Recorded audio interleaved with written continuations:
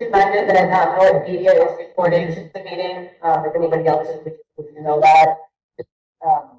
Although I'm sure some of you parents have been recording. Yeah, our cheerleaders, so that's okay. So first we're gonna start with a recognition of the Norton Youth Cheer. All right, can I 10 you cheer come up first? You guys can come on up. You can turn around and face the audience.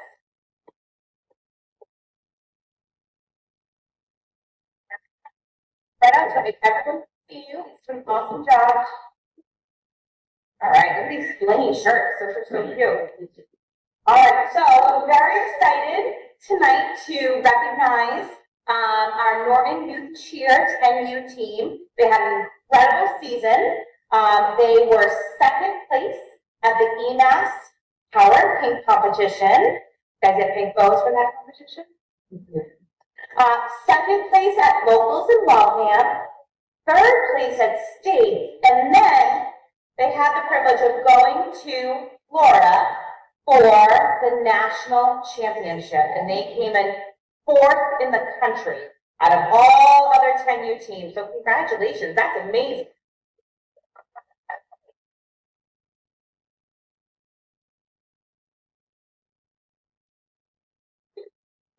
Cheer before? With an older sibling? Or did you compete there too? Very, very cool. Was it so much fun? Did you guys go to SeaWorld? Look at that, amazing. Congratulations, ladies. Nice job, congratulations. Thank you. Should we do a picture of this Spencer? Yeah. Okay. Oh, you got one? All right, you're good? All right. Thank you, nice job.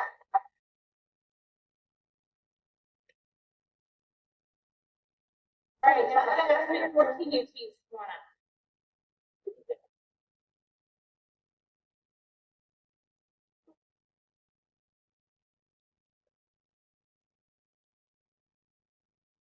So 14U, who's in 8th grade? 7th grade? 6th grade? Any 5th graders? So only one person's going to high school cheer. No, there's 7 of them total. Oh, okay. This is just. So now the 14U competition record this year is incredible. So first place win at the Power and Pink and the Power and Pink Award at the EMAS Power Pink competition. Amazing. First place hit 0. For those of you guys who don't cheer, hitting 0 means you make no mistakes at all during your entire routine. Grand champions at locals in Waltham, and then first place in another hit 0 at states. But the most exciting thing for this team is that they are national champions. 14U, best team in the entire country. Woo-hoo!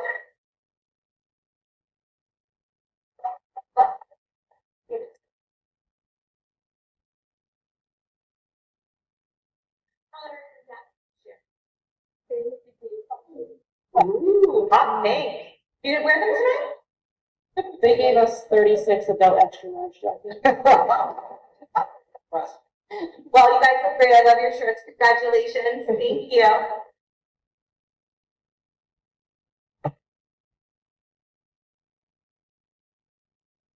Probably didn't have more space, because I'd love to see you guys do a little routine up there.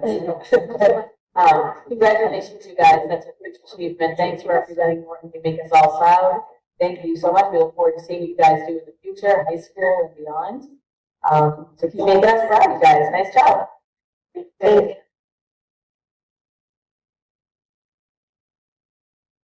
Yes. They're amazing cheerleaders, right? They come back year after year after year. Steph, how many times has Norton been the national champion? 2 out of 4. 2 out of 4. That's amazing. Amazing, amazing. Who are the coaches? Are there coaches in the room? Oh, that's it.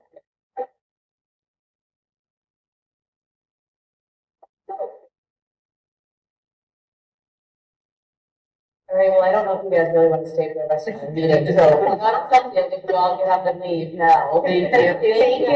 Thank you, guys. Thank you. Just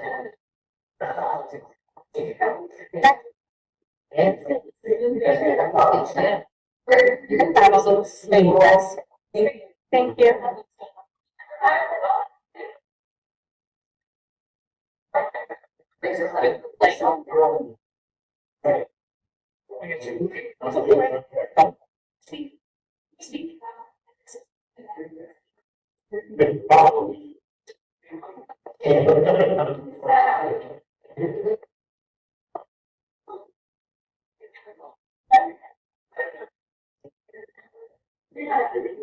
All right, so next up, we're gonna have the recognition of voice of the Democracy State Finance Department. Thank you. I believe I see Isabella in the crowd. Why don't you come on down towards the front, have your family come along with you, and Mr. Liz, would you be willing to come down as well? I see you in the back. Oh. Yes, you.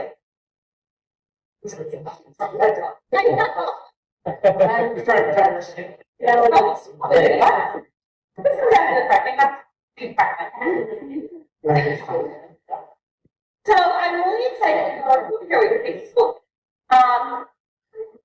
Congratulations to Isabella. Since 1947, the Voice of Democracy has been the Veteran of Foreign Wars premier scholarship program.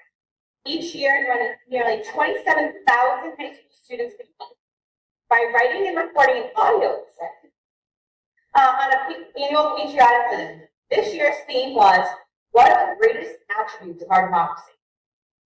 Isabella Farquharson is a junior, and she was recognized for the first time in at least 24 years at Fort Orange as a regional first place winner for the Voice of Democracy contest. So that last time someone from Norton was recognized at that level was 25 years ago. So it's an amazing accomplishment.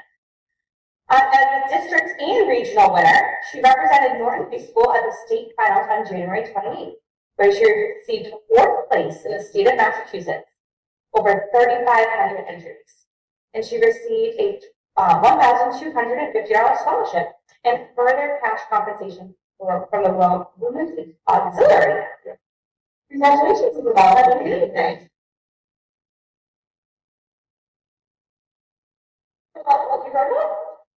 Yeah, so I wrote about freedom, our ability to change our constitution and the amendments, and how that's impacted future generations. There's a lot of things. And how was it speaking in front of all of those people? Well, I sent in my audio essay, and I didn't actually have to say the essay. Okay, so that's a big focus, right? Yes. You gotta talk about it a lot. Very good. And we have parents with me? Yes. All right, we have Mom and Dad come up and we can do a picture with them too. How long did it take you to put this together? I was working on it over summer break, so Oh, wow. it took a decent chunk of time. I've worked on it straight for about like a week. Really? Wow. All right, so this is what's for.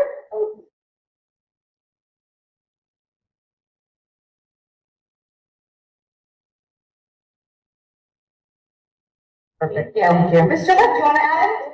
That just Bella is humble about it, and Bella's mom is also a veteran, and that was in her essay.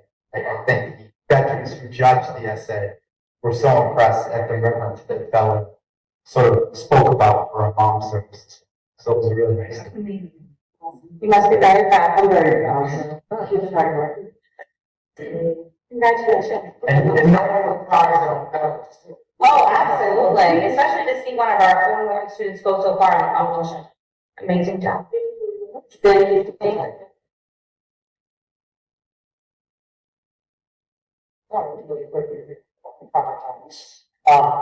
I guess you're reading some very comments. I think it's, yeah, so I think it's, you don't understand like what that involves. It actually involves, there's three different things. You need to have a sense of history and government. You need to be an excellent writer, and you need to be able to present it really well. The three things together are really, really powerful. And to do it on a high level is a real credit to the effect. So, and you know, you guys know, I think we actually participated in that. And she's an excellent writer, very well spoken, good student. She did go far well. So good for Isabella. That was absolutely. Awesome. Thank you. All right, so next up, we have recognition of Mr. Robert. Oh, she was. Okay. I know, yeah, I know. Mr. Lippman. So, Mr. Bilala actually is a high school basketball coach, at his hometown of Rhode Island, and found out late yesterday that he had credit pain tonight. So he, sends his regrets and he would like to have the opportunity to come back, at another meeting, but he said as a coach, I kind of Yeah, there. yeah. So, which I totally understand, and, you know, that's another, you know, Mr. Bilala's dedication, whether it's at school or, his coaching is a true testament to who he is. So Yeah, hopefully we'll see him another time. yeah. Yep. we'll do it next time. Okay, so next up, we have, vote to approve minutes of January 25th, 2024 joint meeting, February 6th, 2024 budget workshop, and February 8th, 2024 open executive session meeting. So we have to do each one. So did everyone have a chance to look at the January 25th joint meeting with Finance Committee and Select Board? Any questions or comments? Is there a motion to approve the January 25th, 2024 joint meeting, Finance Committee and Select Board minutes? So moved. Is there a second? Second. All those in favor? Aye. Any comments or questions on the February 26th, 2024? February 6th. Yeah. Those have changed, just to make sure we have this right. Right, we have the new ones in our packet. Yeah, so if those are not. Yeah. February 6th, there's a different set. So there was a This one. page added to it. It was just on the table when we got here. Yeah, I'm sure you know. I don't know. I read them. I did not see anything that I thought was an issue. It was a very small change. It was a number changing 62 to 68. So are we good with that one? Okay, we have a motion to approve the February 6th, 2024 open session budget workshop meeting. Is there a second? Second. All those in favor? Aye. And then the February 8th. Anybody have anything on that one? February 8th? Is there a motion to approve the February 8th, 2024 open session meeting? So. Is there a second? Second. All those in favor? Aye. And then the February 8th, 2024 executive session minutes. Nothing? Nothing. Is there a motion to approve the February 8th, 2024 executive session meeting? So. Second? Second. All those in favor? Aye. Okay. All right, warrants. I have reviewed and approved the following warrants. School expense warrants, February 8th, 2024, $193,324.94. And school payroll warrants, February 8th, 2024, $1,174,225.06. I wish to enter that into public record. All right, student rep update. Okay. We're on a great break. For those of you that took a break. From the JCS is excited to start their annual elective program tomorrow afternoon. All students K-3 will be taking one of 38 classes of their choosing. Classes are being taught by teachers, staff, central office staff, parents, and NHS students. We are committed to ensuring that students have a voice and choice in their learning, and electives are a great way to make that. Electives also give staff, parents, and NHS students a chance to teach something new and different. Our mosaic mural created by students at JCS under the direction of artist John Weiner will be finalized this week, and an open house ceremony is planned for next Thursday evening. We hope the school committee and central office attendants are able to join us, or even to come over at some point to see it and try. And then NMS just kicked off their unified basketball schedule yesterday with a home game against Berkeley. Our unified athletes led us proud, and they were a great support for all of our athletes from students and staff today. NMS just wrapped up their Black History Month celebration with different units choosing various activities. Drama Club has been busy working on this year's production, which is Willy Wonka. And then from the Hay, March is sometimes called the longest month of the school year, but we do plan different events to help our students keep their enthusiasm alive. We have some spirit days planned, and our Hay PTO has a musical bingo night with networks. We are utilizing our Yale LLT mentor learning time to help support our student in ELA and class. LGN students enjoyed an amazing elementary science day yesterday and today, February 28th, run by our North High School students. Next Wednesday, March 6th, we will celebrate Read Across America Day with another visit from NHS students who will be reading. Thank you. Anybody have any questions? Thanks so much. All right, so update on LG North Route.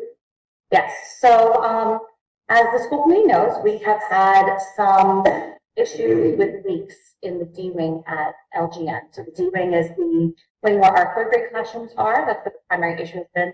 And it's actually in addition to the building. The rest of the building was built in 1957. This particular wing, 57? 62. 62. All right, 62. And so this wing was built a year later. This has always kind of been a problem out there. So we've done a few things. Mr. Lazat brought a company out to do a core test, which means they drill into the roof to kind of see how the thickness of it and the insulation, and see if there's anything in there that we wouldn't have expected. And we've done some air quality tests to make sure that, while there may be leaks, the air is safe in the school, and all of those getting back with the normal range was great. And we had talked about going out for a whole new roof. But we have found another solution, which we're excited about, and it's definitely going to be much more financially feasible for us at this time. And will also allow us to get a few more years down the road, because the last time the roof was replaced was 19. So it's not quite enough yet. So, Mr. Lazat, talk about what we're going to do with the roof. Yeah, so it's primarily one leak that's been persistent. So we've been up there, we tried to patch it many, many times. It's kind of a wet section. It abuts the property, the solar farm right next to us. There's a chestnut tree that just blocks the sun. Really no sun ever hits that side of the building. The chestnuts that fall are huge. The roof was built in, the last time we redid the roof over there, it was 2004. It was an overlay. So the leak's coming in from somewhere and we just can't find it. So we've done several patches around that area. So now we've decided to go with just a much larger patch to pretty much cover the whole D wing. And that way there, wherever that water's coming in from, we know we'll grab it and that'll take care of that leak there. So, the rest of the roof is okay because it does actually get some sun. But that section does not get any at all. So, the goal would be to someday get all those trees cleaned up over there and try to get a little more sun down that area there. We did do air quality tests a couple weeks ago, I think just before vacation week. Everything came back really good, and we sampled all rooms throughout the entire building, so we had something to compare about. And so the rooms in D wing were the same air quality as C wing, B wing, and A wing as well. So that should give our staff some peace of mind there. We run dehumidifiers in there at night just to make sure that everything's running. We've actually this kind of little contraption hooked up now that's bringing the water down, so we're catching it. So and it is only on rainy days. But I think this fix will definitely take care of our issue over there and then buy us some time for a while over there. So and the school's in great shape. Besides Do we have to wait to a certain time weather-wise to do this? so we're working on getting quotes right now. We'll all get 3 quotes. I have 2 of them. I'm waiting for one more company to get back to me. Once I receive those 3 quotes, we'll be able to go ahead and get it. But yes, we need a certain temperature. It's basically a rubber roof that just gets cooled down, really. Okay. And this we'll be able to pay for this with our facility revolving fund. So it's not something that is going to be an exorbitant cost or something that we have to go to town meeting for. So we're pretty confident that this will be a good fix for the village. How long has those leaks been happening? This has been a persistent leak for a while. In this particular room, it's the last room down on D wing on the left-hand side, which is the closest to that corner fence there. So this has been a leak that's been ongoing for some time. The thing with leaks is they're hard to find. You need a certain amount of rain. You need a certain driven rain. You need a puddle up where the gut is cleared, where all the checks. So you get it fixed. You think you got it fixed. You wait a couple weeks, a month goes by. We don't get any rain, and then it rains a certain way, and then we get it again. So this goes back some time. This really has, and we've done. If you look up there, there's patches all over it, and we just done it. So the problem with these roofs are they're flat, so you could have the leak over there, but it comes in over here because that's water finds its slow out. So we shut that room down a couple years ago, and then we did a kind of a quarter patch up there. We thought we got it then. It was dry for a while, and then it came back again. So whether it's a new leak or whether it's finding a new way of coming in, or whether it's the same one, it's good to. But we have been consistent with the air quality tests in there as well too, just to make sure that everybody is well. Thank you. We have Dave. Anything else? We have one question. I'm going to ask this because I was told long ago when we did the high school that over time they had just, instead of fixing the roof by pulling up the roof and putting a new roof down, they had tended to just put a new roof over the old existing, et cetera, et cetera, et cetera. And if you remember, shortly after that, we got that year with crazy snow. And I was told by somebody who I trust on this topic that it was not inconceivable that the roof would not have been able to hold the weight of multiple roofs and that snow. And we were kind of lucky that we had done that revamp when we did. So my question is, I guess, with the LG, the solution is to put something on top of what we have now. I'm assuming that the rubber's not that heavy, but I'm also wondering, is that something we've been doing over the years there as well, where we're just adding layer to layer to layer? So the last time that roof was done was 2004, and the core test proved that it was an overlay. So they took the old roof that was there, which is really bad, and they just put this over it. And that's really not advised, but any of us that have, done roofing, it's cheaper, it's quicker, and a lot of companies will come in and give you that one overlay. But for us, like the next roof job there, we have to go down now because there's already 2 layers up there. So we'll have to go down, which again, generally speaking, if you only have the 1 layer, if it leaks here, that's where the slit's going to be in the roof. So, and I should say, the roofs that we have, the Yell and the LG 2004, this is 1997. The JCS was done around 2010. That's a great roof, and the high school around 2013. But when we did the train project, we had a lot of traffic on the roof, and that did not help these older roofs having that much traffic up there, moving equipment, moving the HVAC systems on the roof. So that's certainly, we did a lot of patching last year, just trying to clean up some of that mess as well. The rubber just through time just gets brittle. It just loses its flexibility. And the more time goes on, especially on a cold morning when you go up there, just walking on it could actually crack it. And so, but if you got a leak, you got to get up there and try to move that water up, make sure your roof drains are clear. So it's definitely, this is going to help. It's going to buy us some time over there, but that roof, 2029, 2030, we're probably looking to go to an MSBA project. And they won't consider it before that. They will not consider it until it's 25 years old. That's my only concern. About 2004. That roof is 20 years old. Yeah. That's not that old for a roof. No. So that's kind of concerning. So it comes down again to the weather, not seeing the sun, not drying it out, the trees really hurting it. Anytime a branch falls, anytime a roof vent gets blown off, like it's all those flat roofs in New England, in my opinion, just don't work. And it's because of the snow loads. It's because we do have to get up there and walk on. Can I ask why we don't cut the tree? It's not on our property. We asked the solar farm, that was part of the deal, to cut that tree down. Well, the stuff that's over the roof is on the tree, right? So the corner of that building is so close to their property line, like it's right there. Like but we can't, it's not on our property. But again, there's branches overhanging the roof. Yep, which we've had the highway department down there. All right, thanks, Wayne. All right, next up, discussion and approval of MSBA Consolidated Repair Program Statement of Interest for Norton Middle School. So keeping in the theme of roofs, as Wade mentioned, this roof here on Norton Middle School was built in 1997, opened in 1998. This is the original roof here. And for those of us who've been around for a while, we may recall that it has had issues really since the very beginning.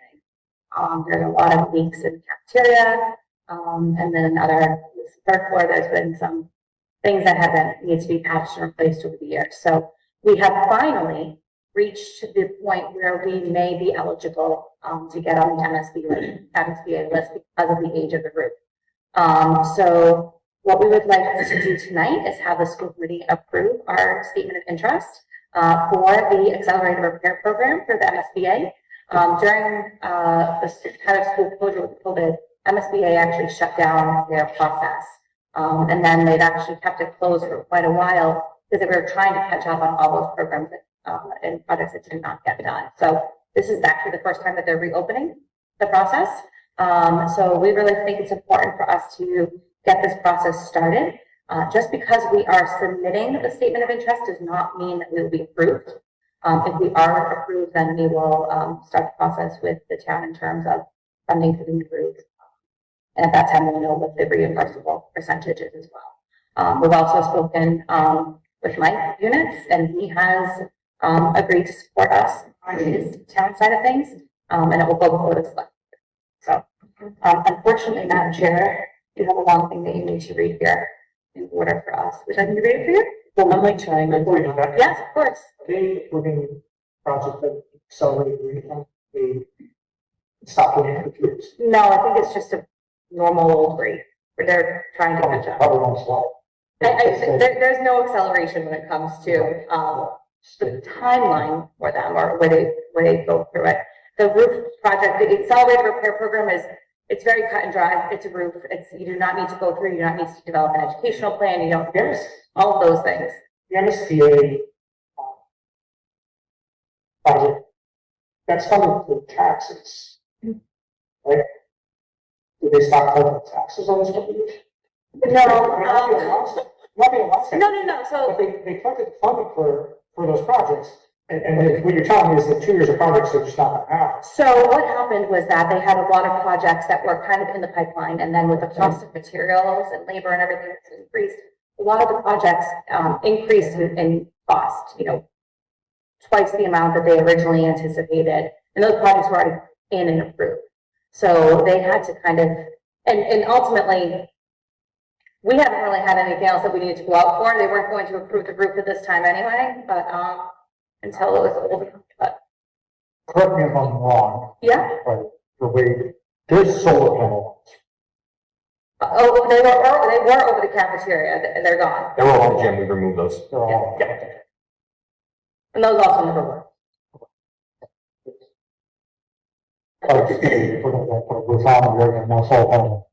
No. We don't- they're all gone. Anything else? All right, so I just have to read this? Yes. Everything's on. Yes. All right, resolved, having convened in an open meeting on February 29, 2024, prior to the SOI submission closing date, school committee of Thornton, in accordance with this charter, bylaws, and ordinances, have voted to authorize the superintendent to submit to the Massachusetts School Building Authority the statement of interest form dated February 2024 for Thornton Middle School, located at 215 West Main Street, North Mass, 02766, which describes and explains the following deficiencies and the priority categories for which an application may be submitted to the Massachusetts School Building Authority and the accelerated program for installing a new roof, and hereby further specifically acknowledges that by submitting the statement of interest form, the Massachusetts School Building Authority in no way guarantees the acceptance or the approval of the application, the awarding of a grant, or any other funding commitment from the Massachusetts School Building Authority, or commits the town of Norton to filing an application for funding with the Massachusetts School Building Authority. Done? Yes, great job. Thank you. So is there a motion to approve the MSBA Accelerated Repair Program Statement of Interest for the Norton Middle School? So, Is there a second? second. All those in favor? Aye. Thank you. Great. All right, next up, discussion on school choice funding and FY 2025 proposed budget. Okay. Can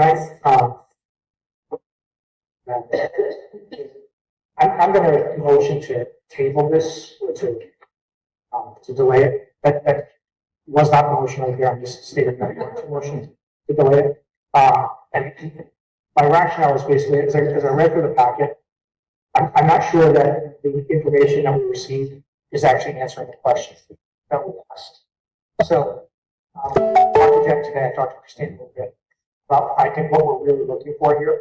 And I think it would be better off if we wait until we got that information to discuss it. It doesn't make sense to discuss it with what we have here because it's not answering the question. Cost versus reimbursement. I think it's not about that. I mean, I think the whole process, like, the rest of the budgets for the town haven't even been discussed in any forum yet. And we're almost at the point where we're setting our budget, not knowing our number and what we get. So, I mean, I think we've discussed it. We know it's going to be bad. I think we're compounding it by we continuously say it's going to be bad, it's going to be bad. But we just don't know how bad it's going to be without those numbers from the town. And as I mentioned, FinCom, I don't think is meeting till next week with the rest of the town. Right, I think this is a different discussion. This is school choice. Sorry. Cost versus. Yes. All right. Yeah. So, sorry, and this second part of this is, prior to requesting this information, I think we're also looking for, some hard data on the actual school choice program itself. And without that, we can't really know anything with the sped part of it. Because if the original school choice is costing us money versus actually making us money, then whether or not we're making whatever reimbursement is sped is difficult. So I think we need to kind of look at that holistically, both school choice as a whole, and then additionally, the bottle sped, the sped portion of it, reimbursements we're getting. Okay, so when you say, excuse me, hard data on school choice, are you looking for, more information regarding the number of students in a grade level? No. So I think what we're really looking to do here is, and I told Christine, she and I can touch base and go through this. But it essentially is a question of, okay, when we have a school choice student, we get 5,000 for that student. What does it actually cost us to educate the student? Because there are more fixed and variable costs, right? And there are probably some what I would call hybrid fixed variable costs. So we really want to drill down to, okay, what's the variable cost for that student? And if it's $3,000, then we're making $2,000. It's a cost. We should be doing it. You know, if it's $6,000 and we're getting $5,000, we should be doing it. And just having dealt with the budget over 15 years of doing this, I'm pretty confident that we're making money. We're absolutely. And here's the thing, though, be careful when you say that. Yeah. I say I'm pretty confident. You're saying we're absolutely sure. If you're absolutely sure, tell me what you're sure. Because if you can't, then you're not absolutely sure. Yeah. And that's what we really need to do. I think that was the genesis of this. The original question was, how do we know what we do? How are we doing? Where are we doing? And it does behoove us to go through that data and say, okay, what does this mean? And we can take our budget and we can rip out a ton of fixed costs very, very quick, very easily. And it's really coming out to, okay, when John Smith comes in the door to be educated in school choice, what costs do we incur because he walks in the door? That's the question. And that's what we really want to do is we're going to drill down on that. And then after we determine that, after we establish, okay, school choice is net profitable, net negative, net positive, then we'll look back to special education and say, okay, special education, what are we doing there? And ideally, in the end, we would be able to come up with, at least to some degree, because I think the special education is going to be a little bit trickier. You and I talked about the difficulty of that. And so that'll be trickier, but I think we can kind of come up with a rough number of, okay, this is generally kind of what we're doing here, what we're making or not. So, And I would say for the large majority of the students, they're coming in, they're in a classroom that would be open regardless. We're not hiring a new teacher because we have these school choice coming in. So I think it's definitely a gain in that regard because they're following a group. It's like, planes going to Fort Lauderdale and there's 3 open seats. Right. So they're taking those seats. right. But 3 people get on that plane, you now need extra fuel to get in. It might not be much, but you need extra fuel. You have to figure that out. That's the very costly. So if you give away free peanuts, you've given them free peanuts. It's very costly extra. So we have to go through that. And again, I think that it's highly likely that we're going to be making money, but we need to just go through and understand, at least put this question together. If once and for all, say, okay, we're done with this. We know what we're doing. This is definitely profitable. And the tricky thing is going to be, Jenny and I talk about this in middle school, it's very, very hard because you can't just kind of teach it because of the model of the school. However, if you look at, 3rd grade, and we had 27 school choice kids in that school, well, you could put them all in one class, cut them out, cut that teacher, so now that's a variable cost, that teacher's a variable cost. So it's tricky, I get it. And the special education part of it, you and I discussed this, I think probably you're going to look at that and say, okay, we have 58 kids, And especially school choice, students. 58 kids, you're probably talking about the top 10 to 15 are the ones you want to look at. But when I say top 10 to 15, I mean in cost, in services rendered. The ones who are getting services that are part of a larger classroom, et cetera. The cost is going to be so minuscule, so nominal there that I think you probably can ignore those. But the higher ones, you want to look at and say, okay, what do we think is the actual cost we incur to educate each and every one of these kids, and what do we get in reimbursement? Right, it is important to look at all of them though, right? Because as you said, the students with not as many services are more of a nominal cost, right? So Well, I think you're bringing in additional funds in Yes, those, you can. in those You can. circumstances, If you- essentially. if you look at a couple of the bottom ones, again, I'm talking about costs, not saying you're up at the bottom kids and say, hey, we think we're actually making money on these ones. And you think you can say, okay, we're making money here, maybe we're losing money here, it offsets, we're okay. You can absolutely do that. My thought process was, it's a lot to go through all 58 kids and figure that out. So if we're making money we're breaking even on the high cost ones, we're probably breaking even, we're making money. Is my guess. Just understanding how, we're thinking through how the state probably looks at things. So I think that's where we're trying to get to with this question. And so the information we have today doesn't really address it. So I just want to clarify, are we hoping to see this as part of our school choice conversation vote? Maybe do it as part of our vote to continue for school choice next year? When do we vote? Or we have to just vote before June 1st? Okay, So do we want to continue having this conversation as part of the budget process? You also gotta be a little careful, just because June 1st is very late for some who want to be school choicing and. Yes, usually we open, I know that's probably by law, but we would, mid to late April. okay, exactly. So we probably want to get down on that really soon. All right, so we'll bring it to a March meeting. But we want to get this up too, real quick. So, well, and you're right, like, I don't want to do it the last second. And then, and then, yes. But we need to get the right answer here, so we can start having conversations. It's just, this is an important conversation. It caught a lot of us by surprise when we learned about the reimbursement issue. So we need to set the right science and we can say, okay, we feel much more comfortable about it, because it will materially impact what my vote is going to be.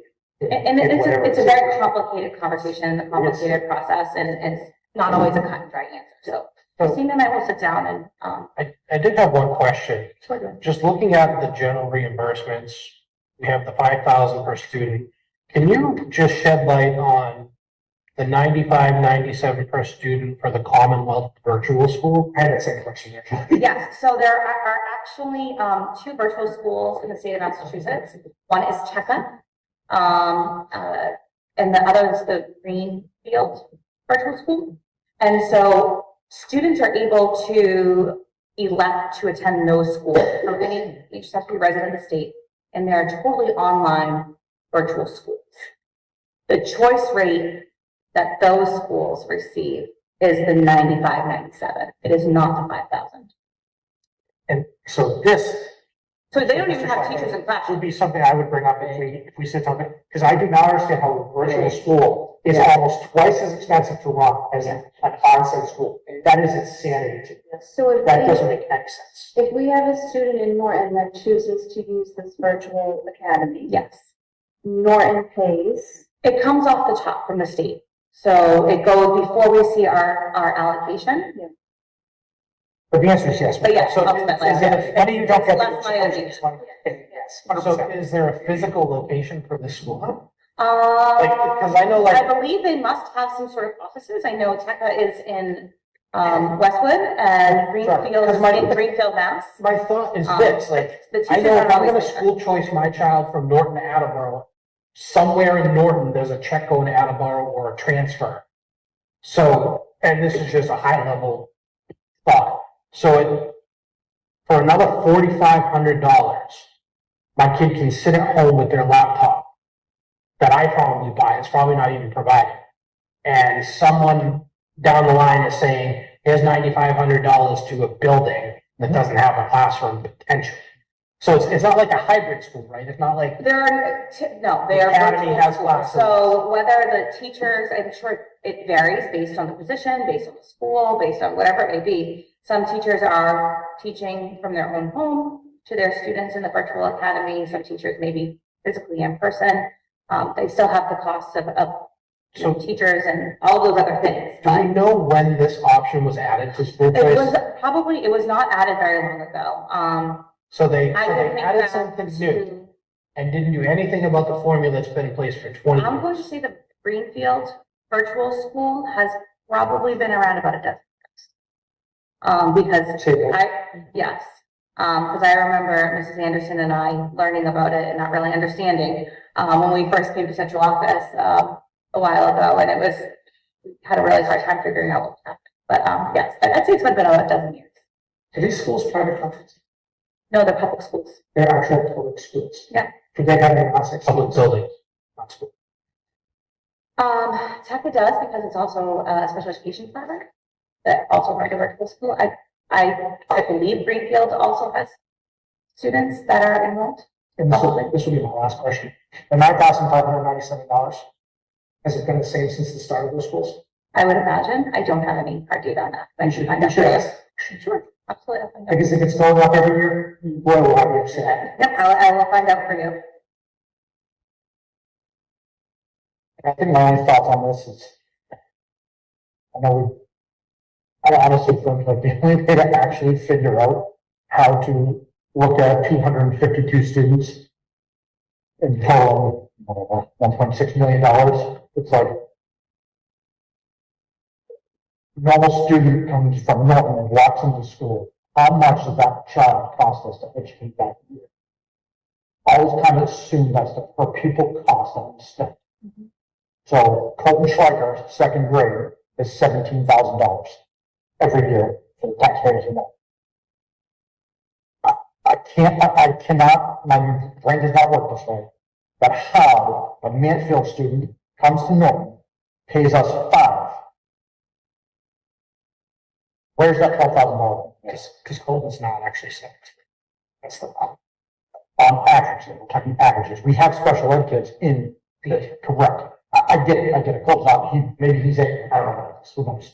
But at the same time, in order to actually know how much we're spending on school choice, we need to go through all 252 of those kids. It's way too big of a task for our admin. I personally think, maybe I'm wrong. But We like, appreciate that. you need to go 252 kids. You know, Johnny cost us $8,000. Susie cost us $2,000. This kid who has high needs and, is in, multiple, interventionist rooms and special ed rooms cost us $19,000. Get that cost, then say $1.6 million, how much was the rest? I don't want, it's numbers. There's gotta be numbers. We've gotta have somewhat of an idea of what that's costing us. And until we see 252 kids, what our expenses are compared to what we're bringing in, we are never going to get a set number. So you're gonna actually want to look at it. Sorry, but you're gonna want to the opposite. What you're gonna want to do is you want to take our entirety of our budget and say, okay, what in our budget? So we are required by law to have schools, right? So we have to have our school buildings. We have to keep them. We have to put lights and et cetera. You can take that right off the top. And then we have whatever the number of students are in Norton. We have X number of students. We would already have, Y number of teachers. Take those salaries right off the top. You're going to take that number down very, very quickly when you do that.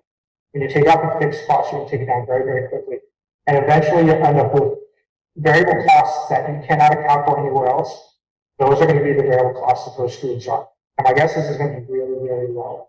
And the reality is, if my daughter comes to school tomorrow or doesn't come to school tomorrow, there's no change in the cost to this district.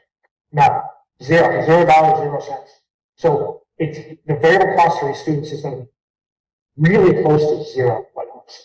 I mean, I don't know that, but understanding how, business works, that's what we're going to find out. Is variable cost is extremely low. The one caveat to that is, have we taken enough that we could move a teacher? Sorry, I'm saying move, it's a euphemism for something else, but move a teacher if we didn't have those kids. And that's going to be the closest, that's where the rubber's going to meet the road, so to speak. So that's how you want to approach this. You want to start taking money out. These are costs we're going to incur no matter what. It does not matter if there's anything. So it can be done. I actually think it's, maybe I'm giving you guys more credit. I should, I actually think it can be done, not easily, but it certainly can be done with a little bit of effort. Are we gonna get a perfect answer? No way. We're not gonna get a perfect answer because you can't get that kind of granularity on a very cost on somebody. But we can at least know it's net positive, net negative within some range. You know, we're fairly comfortable with making $500,000. We're fairly comfortable with making $1 million. We're pretty sure we're losing $200,000. We can figure that out. And that should be able to answer the question, because if net we're making money, then we should continue the program.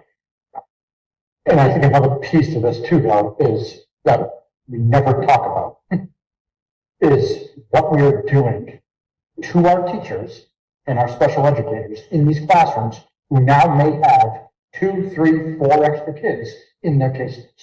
That's another cost that no one ever wants to talk about because, hey, that's 4 less kids. That means we have 4 less IEP meetings. That means we might be able to help, some of those kids who are right on that tier system of like, hey, should this kid be getting on IEP? We need to look at services. That is, you can't calculate. It's impossible to calculate, right? So like, we also need to look at it from the standpoint of what is best for our Norton students, which is absolutely immeasurable. With this data that we had, regardless if we said, hey, we're netting 250,000, that's great. How many Norton kids we might have skipped over, missed, didn't diagnose right, whatever the case may be, simply because we added 252 students to our teachers and our caseloads. Right. And Jen and I actually talked about that today. Justine brought it up at the last meeting and said, and this was a conversation that Jen and I had, it's hard to determine, but if net, if we're taking away from the Norton kids to have what is essentially a wash, then it doesn't make a ton of sense. And we need to rethink it. If, however, it's a program that we have in place and we're going to have in place, for instance, we have a classroom that has 7 Norton kids in it. We bring in an 8th school choice kid. Or 9 or 10 or 11. Well, you don't know. all right, 9 or 10, well, we do, right? So we do know who's going where. We do know what kids are in what classes. I mean, I'm sure that we have a handle. If Johnny comes in and we know what classes he goes to, right? Yes. So But we are also not taking into consideration, Norton has a very well-established special education program. And students will come here maybe with an IEP or maybe without. And then they start, and then all of a sudden our fantastic teachers and special ed staff are like, ooh, I think this student might need a little bit more. Or, ooh, now that student that was supposed to be in this general ed classroom is now being moved to one of our specialized programs that we didn't. right. So we can't say yes to kids only. No, I know. I'm just saying though, like, So that's the caveat though of having. right. So where I was going with this though was, so if we have a classroom with 7 kids and school choice comes in, we have 8. If that classroom costs us, for the sake of this conversation, $100,000, and the reimbursement for that kid is $25,000, that's well worth it. He's paying for a quarter of that class, and he's only 12.5% of that class. He's paying for twice what he is of that class. I think that makes sense. I don't know if you guys agree, but the math is the math, right? Like, if the reimbursement for him is The 25,000. math is the math, but then I just think about, I've been in those classrooms. Some of these programs that we have very challenging students. And those that live in Norton, I want them to be able to have the full support and attention given to them. Like, I get what you're saying, and I So- get it based on numbers, So but then I'm just. let me expand the conversation. There are 5 such classes. Each costs us $100,000. So it's $500,000. We have a kid coming to each one. $125,000 we get. If we don't get the $125,000. And all of a sudden there's a $100,000 cut. And we have to say, we can't have 5 classes. We can only have 4. We have to crowd these kids in together a little more. This is what we have to do. That's not advantageous to them. So that's ultimately, and I'm not saying you're wrong. I'm saying that that's the conversation you have to have is and that's why I'm tabling this. I don't think we know what we have here, and I don't think we got the answer right here. Mhm. I think we need to have the answer to those questions and say, okay, what do we have? What does this cost us? And then if we look and say, this isn't something that we really want to do to our kids, we say, okay, going forward, we're gonna start to rethink this. However, we look and say, hey, listen, we're really kind of, you know, being supplemented by this, and it's good for our kids. We want to know that too. So that's all I'm saying. I'm not saying that, you know, this is right or wrong. I'm just saying that what we have right now, I don't think we know what we have. And that's what I want to do. And I think if we're going to have conversations about the burdens choice, we need to look at the cost. Because next year we're using over $2 million worth of school choice to help balance our budget. And without those funds, those would be another $2 million worth of cuts for students. So Christina and I will be, burning the midnight oil, some sort of analogy.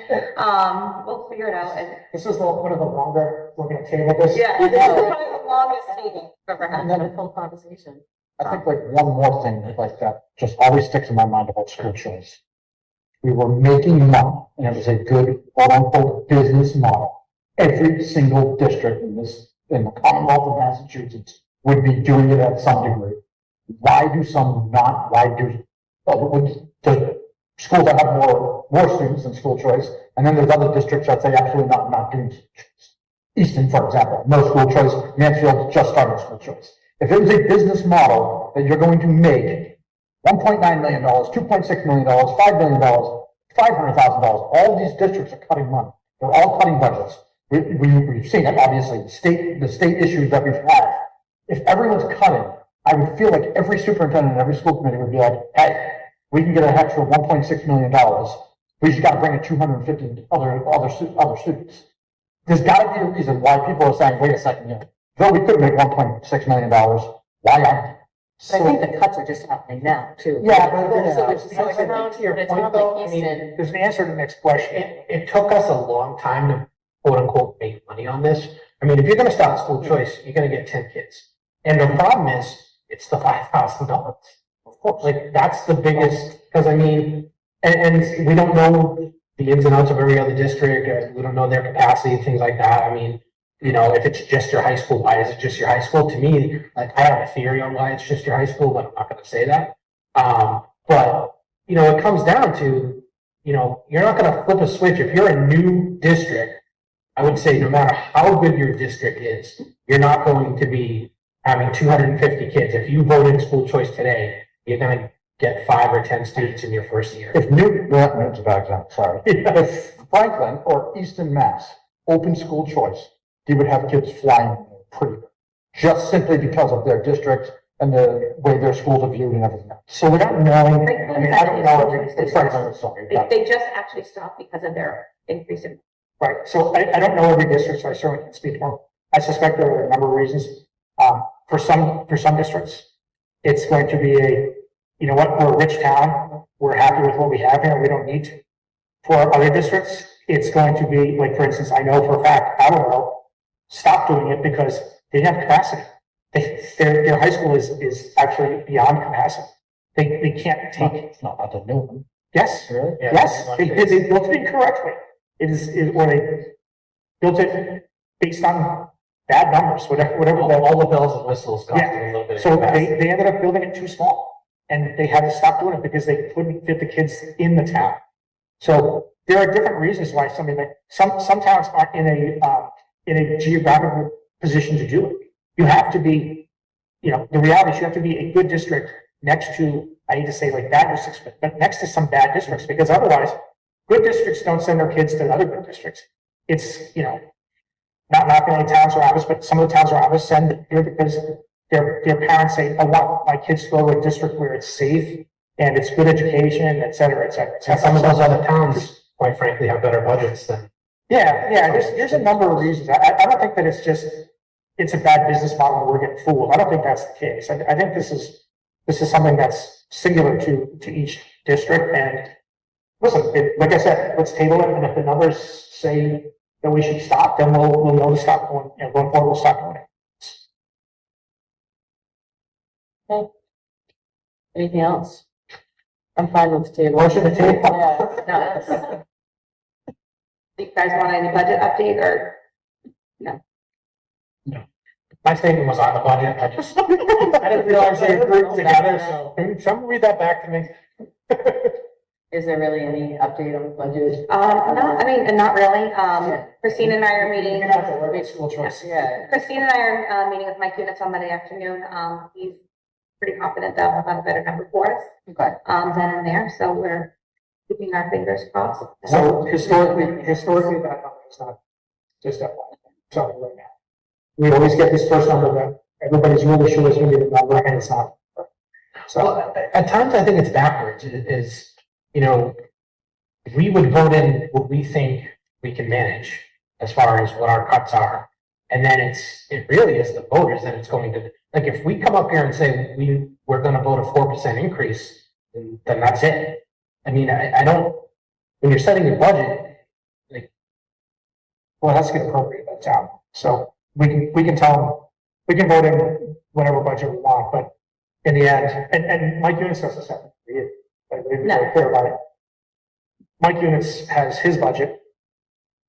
The FinCom has their budget, which usually is very close to Mike's. But the only budget that matters is what the town citizens vote at the town meeting. that's my point. That's the only thing that matters. That being said, I'm not saying that there should be some uprising, you should be, Robert Peter pay Paul, but that's the only budget that matters, is what gets passed at town.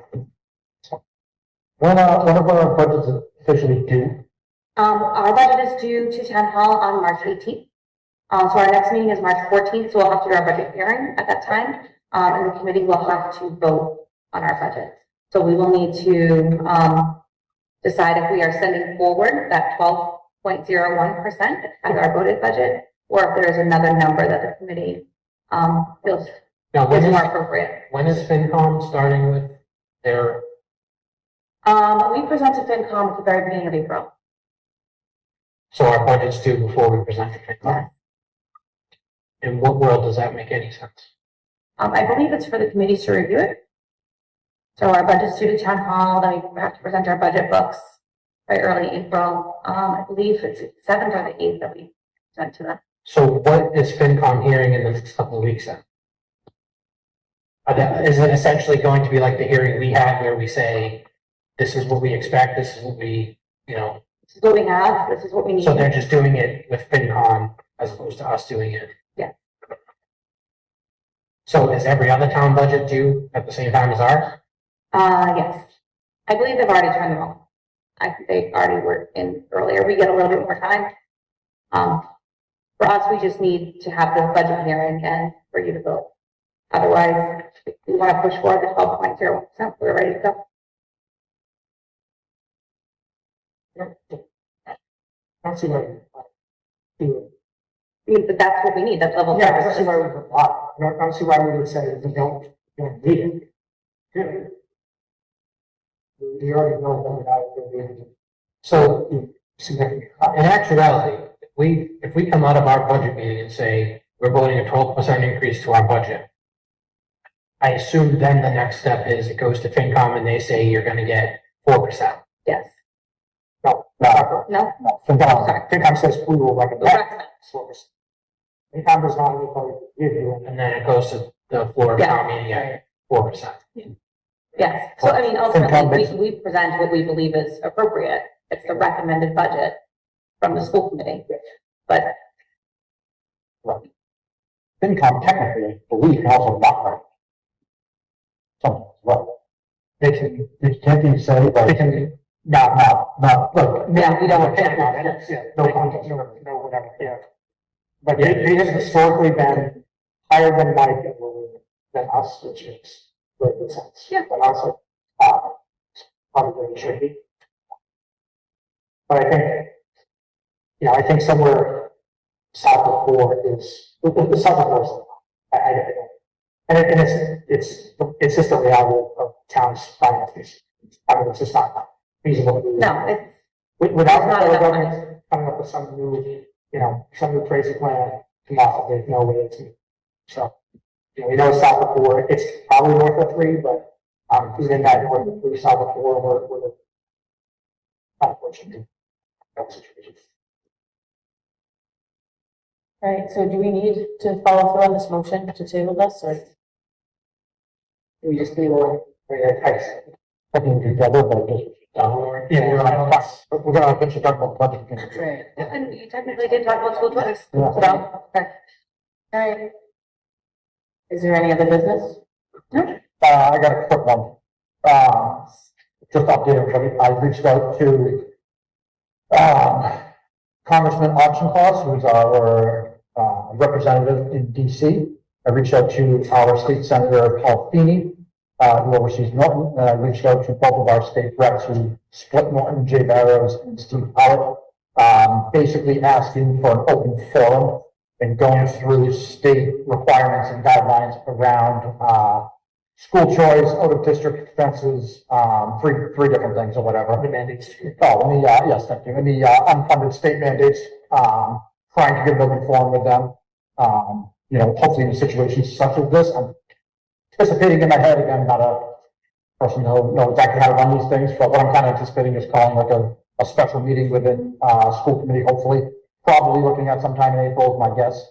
But trying to get an idea and more of an educational section from our state reps of like, what is the state actually going to do to hopefully point us in the right direction. I think all of us up here, everyone was in support of it. I also included Superintendent O'Neill on it, of just kind of getting an idea, trying to educate Norton on kind of what we're up against. And then a standpoint of, we elect these people. It's never going to change until we, start making change. And then, talking about some of these things that we were talking about within our budget and how we can actually, possibly get our legislators to stop really looking at this from a standpoint of, again, this is not just a Norton issue. Talked on the phone with Howard and Barrows, this week, which was really good.